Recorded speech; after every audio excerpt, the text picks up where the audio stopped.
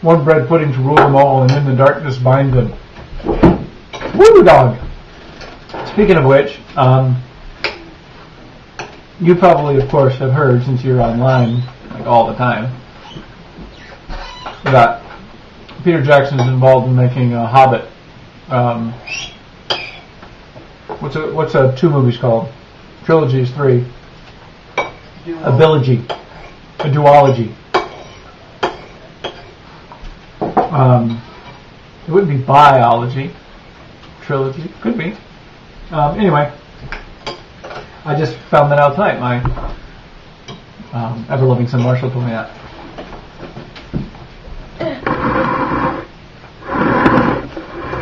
Anyway,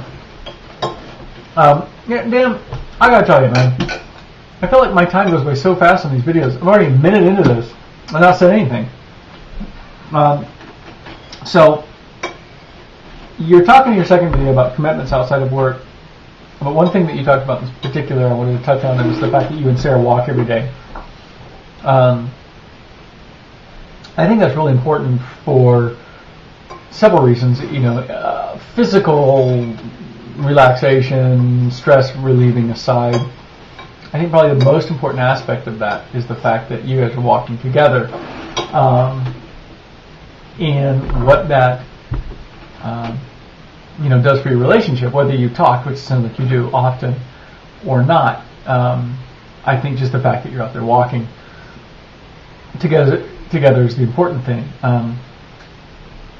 As I've said before, I think it's important as couples grow older, especially as their kids start growing up and leaving the house, that they have work or things that they do in common. I think it's unlikely that Sarah's ever going to dread her hair, so you won't have that in common. And it's not likely you'll ever start wearing short skirts, although I wish you would, so you're not going to have that in common. But I think that, you guys have other things in common, of course. The faith being obviously a more important one. But I think the fact that you guys walk, I think is really good specifically for that relational reason. And it's funny because I was thinking more about your dreads while I was dishing myself up banana pudding, and I was actually thinking from Sarah's perspective, and I was actually thinking seriously, trying to figure out what would happen, what would be different if you cut your dreads off. Because the question is would it improve what? So what is at the heart of Sarah's desire for you to cut your dreads off? That's what I'm wondering. Is it she thinks you're more handsome without them? Which my feeling is, honestly, don't we stop really noticing?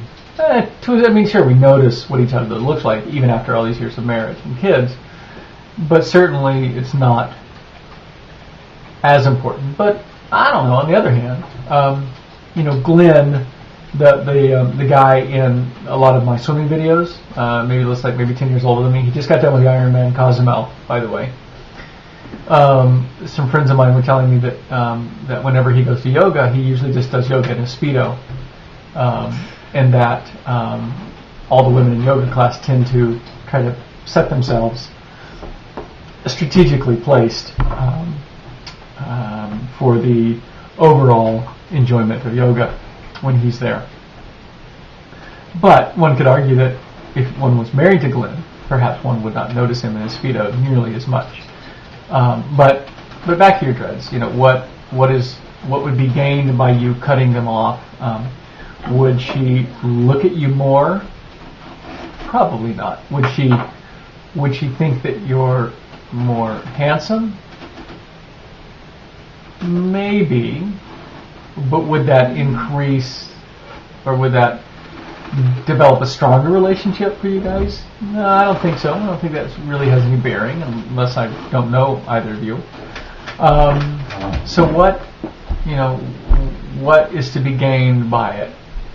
Because only once we answer that question, or you answer that question, only then can you then develop a strategy.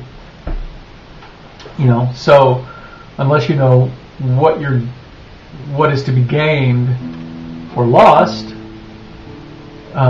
with the status quo, only then can you decide what action you want to take or not want to take. So, what is motivating Sarah wants you to cut those off? What is going to change for her if you do it?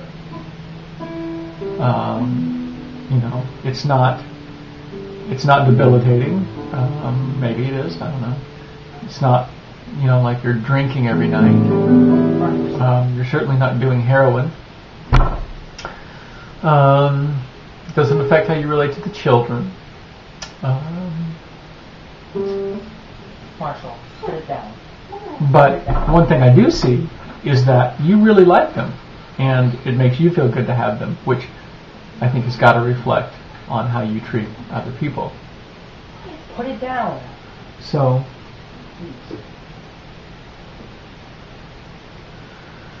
but anyway, I'm glad soccer's finished. I know what it's like when you're on a committee for that committee to finally be done. And you're no longer the president. That's good. I'm glad your board meetings are so darn fun. Obviously, you're a good board leader. Well done. So,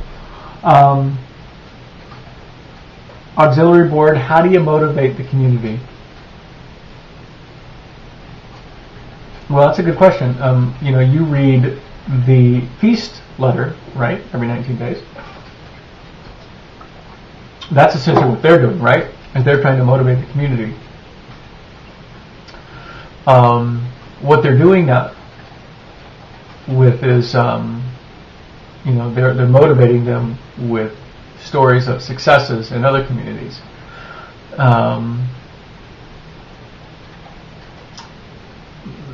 That's a good question, Dan. I don't know how you do that.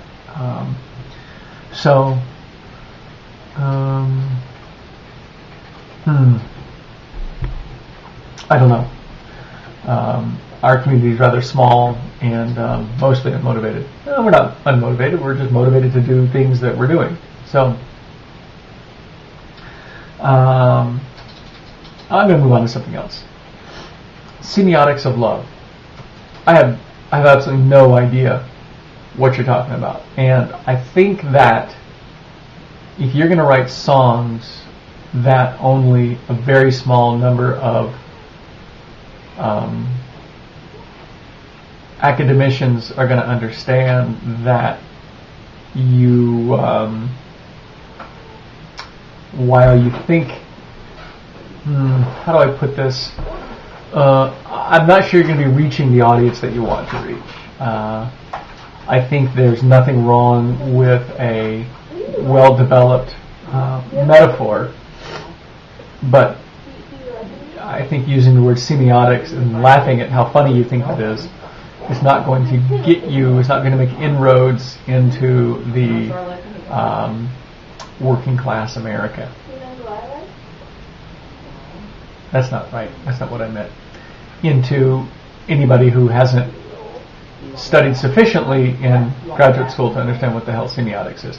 I have no idea what it is. I even looked it up, and I still don't know what it is. It's one of those words where it's like banana, okay? When I look up banana, I know what a banana is.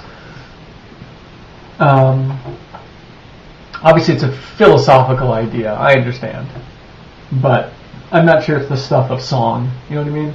I think that stories don't have to be, and song is a form of story, don't have to be so difficult to understand. So, I have no idea what semiotics means. You were talking about a song that talks about being stoned. I thought that was funny. Now I understand why you have the dreads, why you like them so much. And I had a bunch of notes here about munchies and 420, but I don't remember what they refer to.